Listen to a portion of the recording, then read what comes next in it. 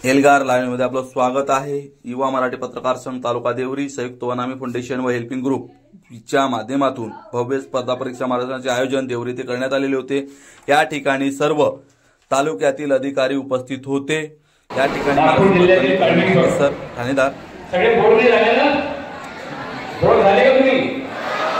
Okay, तर तुमच्यासारखा मी असा ग्रामीण भागामधून आलेलो काळमेश्वराचं गाव की ज्या गावामध्ये मी माझं बीएससी केलं, त्या बीएससी सुद्धा माझी 65 होणारी बॅच म्हणजे माझी तिसरी बॅच। जे कॉलेजमध्ये आमचं काय 50 जणांचं कॉलेज होतं, त्यामुळे तुम्ही समजू शकता की आम्ही कुठल्या परिस्थितीमध्ये एज्युकेशन घेतलं।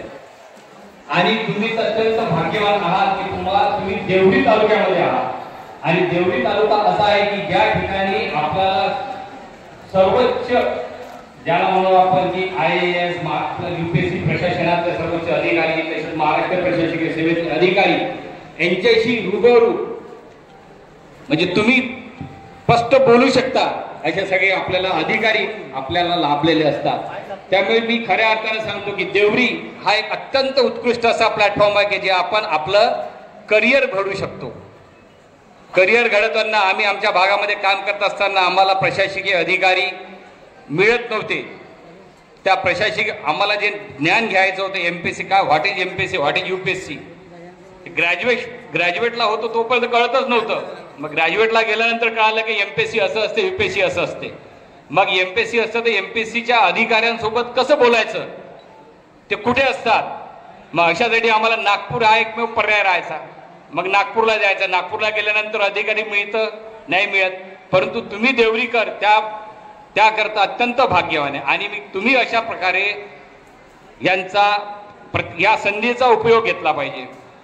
खरं म्हणजे MPSC किंवा UPSC काम करत असताना कंटिन्युटी असणं महत्वाचं आहे। सर्वांनी सांगितलं, आधीच्या वक्त्या सरांनी सांगितलं की कंटिन्युटी नसली तर मग सक्सेस नाही। आपण कुठलंही काम करत असलं तर त्याच्यामध्ये आपलं इंटेग्रिटी असणं गरजेचं आहे। इंटेग्रिटी असताना बरोबर डेडिकेशन असणं गरजेचं आहे। आणि आपण प्रत्येकानं बघितलं पाहिजे की आपण प्रत्येकाने स्वप्न पाहिलं पाहिजे, स्वप्न आपल्या उराशी बाळगलं पाहिजे। आणि जर स्वप्न बाळगलं तरी ते स्वप्नाचं ध्येय पूर्तता करण्याकरता आपण काम केलं पाहिजे। कॅन यू इमॅजिन, तुम्ही बघू शकता की सचिन तेंडुलकरने ज्यावेळेस मला वाटतं वर्ल्ड कप 84चा वर्ल्ड कप कपिल देवनी जिंकला, त्यावेळेस सचिन तेंडुलकर आहे छोटासा बाळ, छोटासा होता ना, युवकच होता ना तो, त्यावेळेस त्यांनी ठरवलं की मी सुद्धा भारतीय क्रिकेट टीम करता खेळणार। मग त्याने खेळण्याचं स्वप्न बाळगलं, तो तिथेच थांबला का?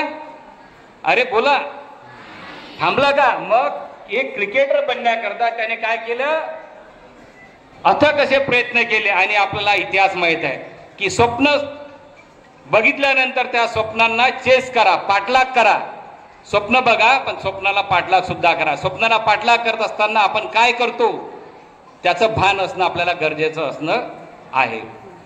प्रत्येकांना माहित आहे की MPSC सुद्धा, आणि आपण MPSC किंवा UPSC करत किंवा कुठलंही एखादं कार्य करीत असताना की आपण जेव्हा चालतो तर आपल्याजवळ 10 व्यक्ती असतात सोबत। मी सुद्धा MPSC करत असताना UPSC करत असताना माझ्याबरोबर 10 विद्यार्थी होते सोबत। मग 10 विद्यार्थी शेवटपर्यंत जातपर्यंत मी एकटा राहिलो।